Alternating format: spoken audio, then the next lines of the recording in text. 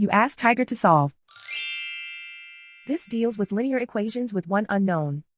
The final result is x equals -8. Let's solve it step by step. Group all x terms on the left side of the equation. Subtract 4x from both sides. Group like terms. Simplify the arithmetic. Group like terms. Simplify the arithmetic. Group all constants on the right side of the equation. Subtract 6 from both sides. Simplify the arithmetic.